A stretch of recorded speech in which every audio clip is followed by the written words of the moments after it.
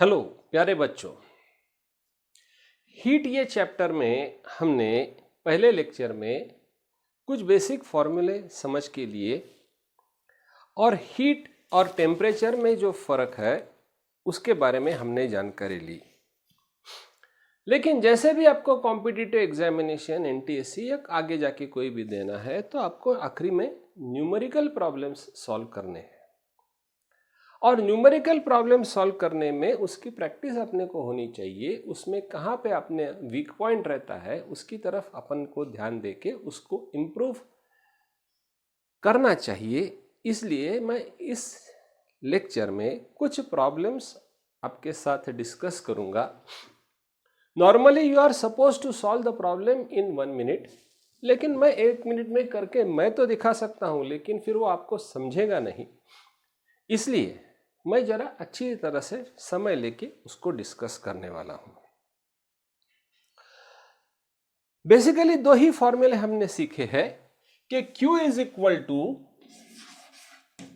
MC delta T और Q is equal to M into L। ये formula तब चलता है when there is a phase change.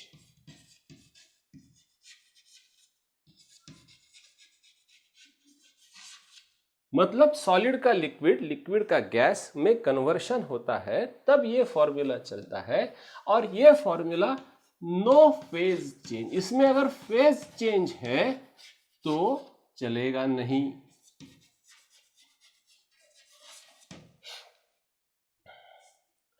और हमें ध्यान देना पड़ता है कि यूनिट्स की तरफ हमारा ज्यादा ध्यान देना पड़ता है। प्रॉब्लम पूछते हैं, प्रॉब्लम पूछने वाले को तो प्रॉब्लम टफ बनाने का है। आपको आसानी से प्रॉब्लम आ जाएगा ऐसा तो वो बनाएगा नहीं, तो फिर अगर बनाएगा तो कोई कंपटीशन रहेगी नहीं। लेकिन इतना डिफिकल्ट भी उसको बनाने का नहीं है कि आप 1 मिनट में सॉल्व न कर पाओगे। तो ट्विस्ट देने के प्रॉब्लम में जो ट्विस्ट देते हैं इसके 2-3 तरीके रहते हैं। कुछ शब्दों का खेल रहता है, कभी यूनिट्स का खेल रहता है। तो यूनिट्स की तरफ हमें पता करना चाहिए। एक बार फिर से रिवीजन करते हैं और फिर कुछ प्रॉब्लम्स अपन डिस्कस करते हैं। जैसे मैंने आपको बताया, मैंने बताया नहीं, ये आपको मालूम है। अगर नहीं है तो मैं अभी बता रहा हूं कि 1 kg is equal to 10⁻³ gram. This is equal to 1000 gram. 1 liter of water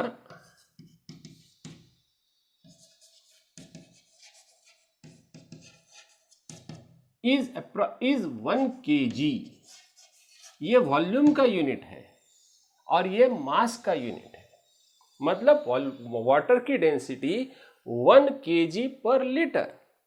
it is actually वो 1 ग्राम पर सेंटीमीटर क्यूब भी हो सकता है या 1 kg पर लीटर भी हो सकता है या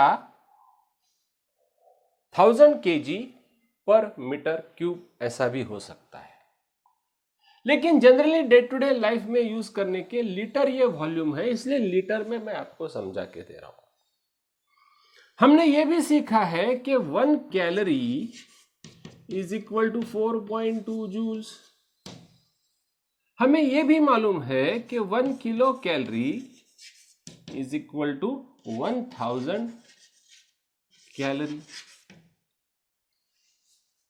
ये 4-5 कन्वर्शंस हमें ये साल और अगले 2-3 साल तक, अगर हम साइंस ले रहे हैं और इसमें हम आगे जाके कॉन्फिडेंस लेना चाहते हैं तो ये ध्यान में रखने पड़ेंगे। अब मैं एक प्रॉब्लम आपके साथ डिस्कस करूंगा। ये प्रॉब्लम आपको लिखना है। आप ऑल्दो वीडियो चैनल देख रहे हो फिर भी मैं आप ये प्रॉब्लम लिखोगे, नजर के सामने प्रॉब्लम रहेगा तो मैं क्या समझाता हूं ये आपको समझ में आएगा। मैं स्लो स्पीड में प्रॉब्लम डिक्टेट कर रहा हूं, बाद में मैं ही सॉल्व करके दूंगा। आपकी इच्छा है तो वीडियो को पॉज करके खुद सॉल्व करके देख लो और बाद में अगर आपको देखना है कि आपने बराबर सॉल्व किया है क्या नहीं, तो वीडियो फिर से चालू करके मैंने जो किया है उसके साथ टैली करके चेक करके देख लो। तो प्रॉब्लम ऐसा है, मैं स्लो स्पीड में बता रहा हूं so that you can write down the problem. Problem आपके नजर के सामने होना चाहिए। पहले सिंपल प्रॉब्लम लेता हूं। लिखो, the specific heat of metal is 0.8 calorie per gram degree Celsius. How much heat is required to raise the temperature of half kg of metal from 10 degree Celsius to 20 degree Celsius? मेरी खुद की सुविधा के लिए इसमें जो important facts थे वो मैं यहां लिख के रखता हूं। सो 0.8 कैलोरीज पर ग्राम डिग्री सेल्सियस। आपको ये कॉम्पिटिटिव एग्जामिनेशन में लिखने के नहीं है, आपको वहां पे 1 मिनट का ही समय रहता है, लेकिन मेरे को आपको ये समझा के देना है और इसलिए ये इंपॉर्टेंट मैं लिख के रख रहा हूं। वो मेटल का मास 0.5 kg, हाफ kg और from 10 degree Celsius to 20 degree Celsius। और how many calories of heat is required, ऐसा मैंने पूछा है। तो यहां पे कोई चेंज ऑफ फेज नहीं है। मेटल जनरली ये टेम्परेचर में कोई मेल्ट होता नहीं है, इसलिए हम यहां पे फॉर्मूला यूज करेंगे Q is equal to mc delta T. यहां पे यूनिट्स पे ध्यान देना है आपको। मास कितना है? 0.5 kg। एक अच्छी आदत है कि यहां यूनिट लिखते जाओ ताकि वो यूनिट्स कैसे बैलेंस होते हैं वो आप देख पाओगे। इनटू स्पेसिफिक हीट दिया है 0.8 calorie per gram degree Celsius into change in temperature delta T is 10 degrees Celsius। ये डिजिट्स का, आंकड़ों का हम कैलकुलेशन तो करेंगे, लेकिन यूनिट्स का भी कैलकुलेशन अपने को करना है। ये डिग्री सेल्सियस कैंसल हो गया। ये ग्राम है, ये केजी है, इसलिए इसको ग्राम में कन्वर्ट करना है। 0.5 kg माने 500 gram into 0.8 calorie into 10 upon ये ग्राम इधर का। अब ये ग्राम ग्राम भी कैंसल हो जाएगा। 0.8 into 10 is 8 and 8 into 500 is equal to 4000। 4000 calories is the correct answer। So अपने क्वेश्चन का आंसर आएगा 4000 कैलोरीज ऑफ हीट। अगर ये जूल में पूछा है तो this will be equal to 4000 into 4.2 joule is equal to, ये इसका जो मल्टीप्लीकेशन आएगा ये 30816 और डेसिमल यहां है इसलिए हम देंगे, तो this will B 16,800 joule. Question में उन्होंने जूल में पूछा है, क्या कैलोरीज में पूछा है, वो देख के हमें या तो ये आंसर देना है या तो ये आंसर देना है। आई होप ये पहला प्रॉब्लम जो सिंपल था वो आपको समझ में आया होगा। अगर नहीं है तो रिवाइंड करके उसको फिर से देख लो, या फिर दूसरा अपने, मैंने जैसा आपको शुरू में बोला कि दूसरा प्रॉब्लम भी मैं जो दे रहा हूं उसको पॉज करो, खुद सॉल्व करने की कोशिश करो। कुछ तो भी गलती करोगे, वो गलती में से सीखोगे और फिर ये सब देखने का आपको फायदा हो जाएगा। टीवी का सीरियल देखने जैसा अगर ये वीडियो देखोगे तो इसमें आपको ज़्यादा बेनिफिट होने वाला नहीं। Do you understand this? चलो और एक प्रॉब्लम नया हम ले लेते हैं।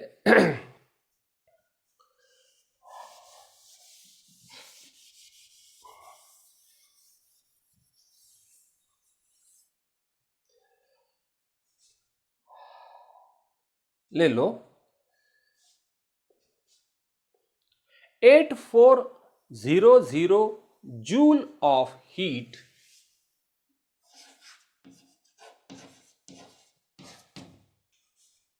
is given to 100 grams of water which is maintained at 50 degrees Celsius.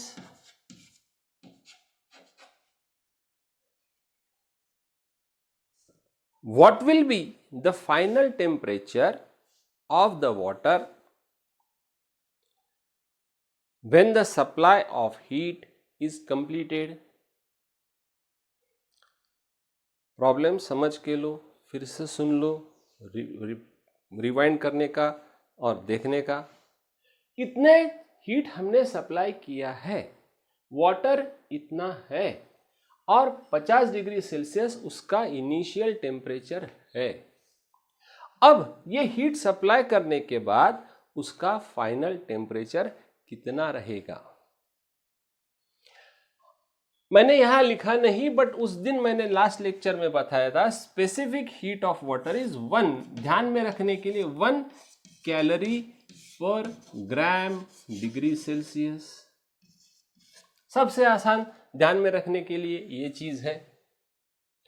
अब यहां पे कोई चेंज ऑफ फेज नहीं, इसलिए बेसिक हमारा फॉर्मूला रहेगा Q is equal to mc delta T. अभी हमें डेल्टा टी निकालना है, तो delta T is equal to Q upon mc। Q कितना है? तो Q दिया है 8400 joules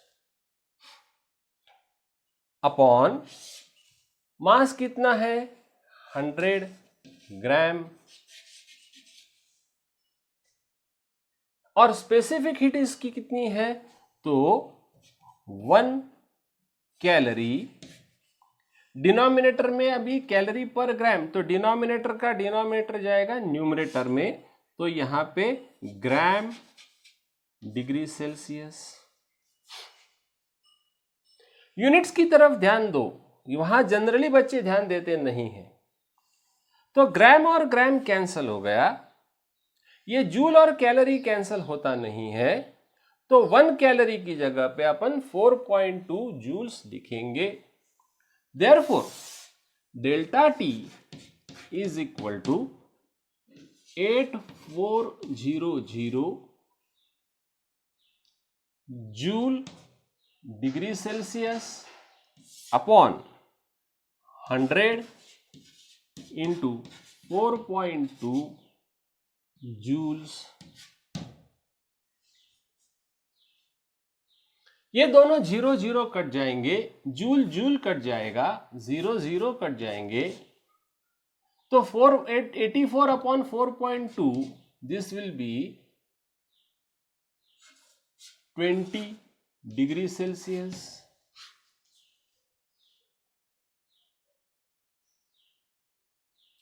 And this is not the final answer because this is delta T.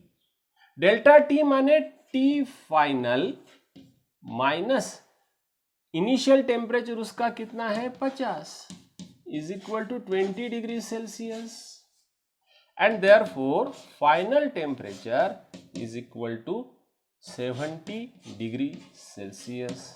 ये इसका आंसर आएगा। इस प्रॉब्लम में और पिछले प्रॉब्लम में मैं जो आपको सिखाने की कोशिश कर रहा हूं वो यूनिट्स की तरफ ध्यान देना है। जनरली बच्चे लेते हैं, फॉर्मूले डालते हैं, वैल्यू करते हैं कैलकुलेशन, उनको लगता है कि फिजिक्स के प्रॉब्लम माने अरिथमेटिक के प्रॉब्लम, कैलकुलेशन के प्रॉब्लम, लेकिन वैसा नहीं है। वो फिजिक्स के प्रॉब्लम है। यूनिट्स को काफ़ी इम्पोर्टेंस देना चाहिए, तो ही हम ये प्रॉब्लम सॉल्व कर सकते हैं। और एक दो प्रॉब्लम्स हम डिस्कस करेंगे। अगला प्रॉब्लम ले लो। How many joules of heat is required. I hope तुम प्रॉब्लम लिख रहे हो। How many joules of heat is required to convert 100 grams of ice at 0 degrees Celsius into 100 grams of steam at 100 degree Celsius. मतलब वो ice का हमने मास मैंने दिया है 100 ग्राम, और वो 0 डिग्री सेल्सियस आइस से 100 डिग्री सेल्सियस के स्टीम में कन्वर्ट करने के लिए कितने जूल्स ऑफ हीट लगेंगे। ये मैं मेरे लिए लिख रहा हूं, तुम्हारे यहां तुम्हारे को जब क्वेश्चन रहेगा तुम क्वेश्चन पेपर सॉल्व करते रहोगे, तुम्हारे नजर के सामने क्वेश्चन है, तुमको ये फिर से लिखने की जरूरत नहीं। वो तुम्हारे बोर्ड में वगैरह लिखने हैं तो ठीक हो, लेकिन कॉम्पिटिटिव परीक्षा में ये टाइम पास करने की आपको ज़रूरत नहीं। मैं कर रहा हूं क्योंकि मेरे नज़र के सामने कोई प्रॉब्लम नहीं है, मैंने अभी डिक्टेट कर दिया है। अभी इस प्रॉब्लम की खासियत ऐसा है कि इसमें 3 स्टेजेस में, क्योंकि 100 डिग्री सेल्सियस आइस को पहले वाटर में कन्वर्ट करना चाहिए और फिर वो वाटर को 100 डिग्री सेल्सियस तक लेके जाना चाहिए, और फिर वो 100 डिग्री सेल्सियस को वाटर को स्टीम में कन्वर्ट करना चाहिए। Do you understand this? And therefore अभी हम इसके 3 स्टेजेस, इन फर्स्ट स्टेज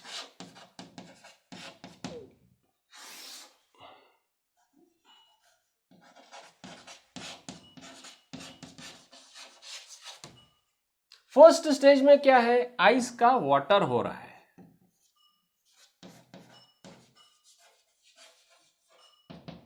तो यहां पे फॉर्मूला क्या चलेगा, Q is equal to M into L. Mass कितना है इसका, 100 ग्राम, और लैटेंट हीट ऑफ आइस उस दिन मैंने वैल्यू दी थी, वो भी आपको 2-3 साल तक ध्यान में रखना है, 80 कैलोरीज पर ग्राम।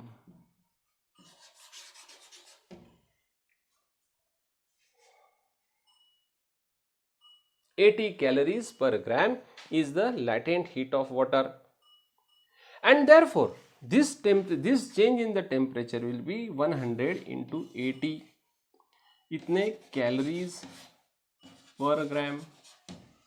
ये ग्राम कैंसल हो जाएगा, so this will B 80 into 100, so that will be 8000 calories. Okay, अब इसके बाद ये पहली स्टेज हो गई। इन सेकंड स्टेज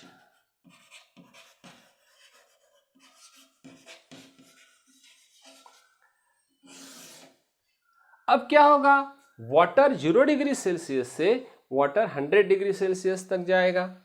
सो यहां पे फॉर्मूला चलेगा Q is equal to MC delta T।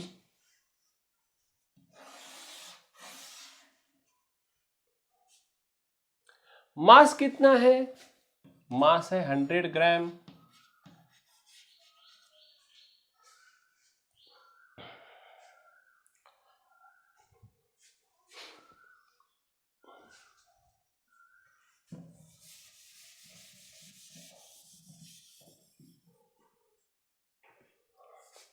C कितना है, पानी का स्पेसिफिक हीट अभी मैंने रब आउट किया, बट आपको भी ध्यान में रहेगा, मैंने लिख के भी दिया है, this is equal to 1 calorie per gram degree Celsius. और चेंज इन द टेम्परेचर कितना है, उसको लेके गए 0 डिग्री सेल्सियस से 100 डिग्री सेल्सियस, सो इनटू 100 डिग्री सेल्सियस। ये ग्राम कट गया, डिग्री सेल्सियस कट गया, so this will B 100 into 100 is 10,000 calories. ये सेकंड स्टेज हो गई। अब थर्ड स्टेज में, सो in third stage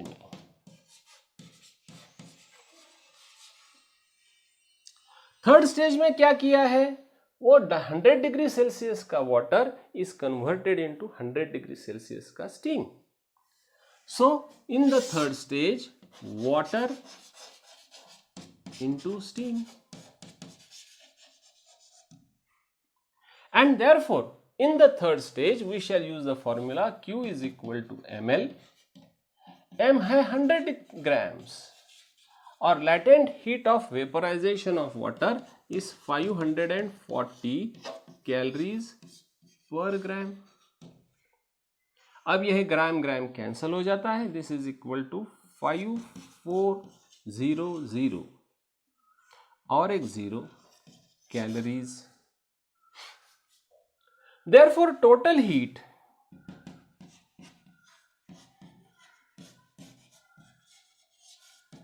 is equal to ये वाली हीट प्लस ये वाली हीट प्लस ये वाली heat, so this is equal to 54,000 plus ये 10,000 प्लस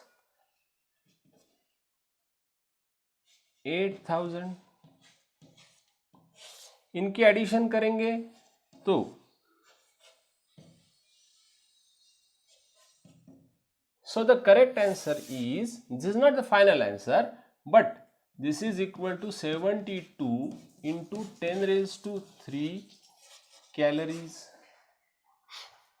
लेकिन हमें आंसर पूछा है जूल में, और 1 कैलोरी माने 4.2 joule, so this will be equal to 72 into 4.2 into 10 raised to 3 joule.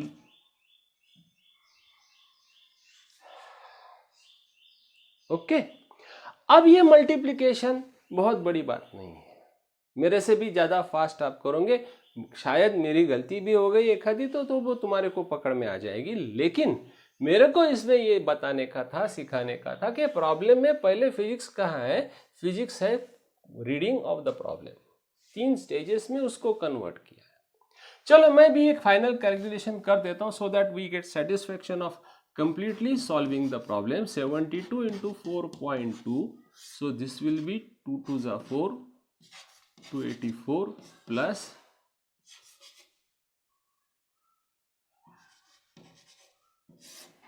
4 और so this is Q is equal to 316.4 into 10 raised to 3 joule. ये 10 raised to 3, यहां वाले 10 raised to 3 है। जनरली जब आंसर देते हैं तो पहले डिजिट के आगे डेसिमल दिया जाता है, तो इसको 2 डेसिमल पीछे लेंगे, मतलब 100 से डिवाइड करेंगे तो 100 से मल्टीप्लाई भी करना पड़ेगा। So this will B 3.16 into, यहाँ पे 4 लिखा नहीं लिखा इतना कोई इंपॉर्टेंस नहीं रहता है, इंटू 10 raised to 5 जूल। ये थोड़ा लंबा प्रॉब्लम था, लेकिन ये लंबा प्रॉब्लम लेने का मेरा पर्पज यही था कि इसमें कॉम्प्लेक्सिटी जो रहती है वो कॉम्प्लेक्सिटी कंसेप्ट की कॉम्प्लेक्सिटी रहती है, कैलकुलेशन की कॉम्प्लेक्सिटी इतनी ज़्यादा रहती नहीं है। आप एनटीएससी के स्टूडेंट्स हो, आपसे ये एक्सपेक्टेड नहीं कि आप कैलकुलेशन करके दिखाओ, आपसे ये एक्सपेक्टेड है कि इसमें का फिजिक्स कितना है वो आप देखो। Is that clear to you? मैं इस लेक्चर के बाद आपको कुछ वर्कशीट दे रहा हूं, उसमें भी कुछ प्रॉब्लम्स दे रहा हूं, वो आपको सॉल्व करने के हैं, और जब ये चैप्टर अपना पूरा खत्म हो जाएगा तब वो प्रॉब्लम्स मैं डिस्कस करके दूंगा, उसके आंसर्स भी निकाल के दूंगा। लेकिन तब तक आपका खुद रेडी रखो और आपके आंसर्स फिर मेरे आंसर से मैच हो गए तो फिर आपका बराबर है, then you will get some satisfaction कि अरे अपन ने बराबर किया है। गलत हो गया तो बुरा नहीं मानने का, आप स्टूडेंट्स हो, आपसे तो गलती होनी एक्सपेक्टेड है। कोई भी ऐसा दुनिया का स्टूडेंट नहीं कि जो पैदा होते ही एकदम वाह वाह फर्स्ट क्लास सब प्रॉब्लम सॉल्व करने लगा, ऐसा एक भी नहीं। हर स्टूडेंट, बहुत सारे होशियार स्टूडेंट मैंने देखे हैं, मेरे हाथ के नीचे सीख के गए हैं, बहुत सक्सेसफुल हो गए, लेकिन वो भी जब आपके स्टेज में थे तब वो गलती करते थे, लेकिन वो गलती में से उन्होंने सीखा है, इसलिए वो आगे जा पाए। आपको भी वो काम करना है। अगर टाइम परमिट करता है, ऑलमोस्ट टाइम खत्म हो रहा है, तो आज मैं ये 2-3 प्रॉब्लम आपसे डिस्कस कर चुका हूँ। मेरे को ये डिस्कस करना है इसलिए इन प्रॉब्लम्स को ज़्यादा टाइम लगा, बट सिर्फ करना है, एक बार समझ में आ गया कि कैसा करना है, कहाँ ध्यान देना है, तो अपन 1 मिनट में ये प्रॉब्लम सॉल्व कर सकते हैं, इसमें कोई बड़ी बात नहीं। Is that clear to you? जो कन्वर्शन फैक्टर्स मैंने यहाँ लिख के रखे थे वो आपको दिमाग में रखने के हैं, बहुत ज़्यादा डिफिकल्ट नहीं है।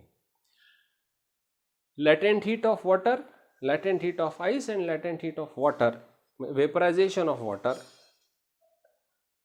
ये दोनों चीज़ें आपको ध्यान में रखने की है।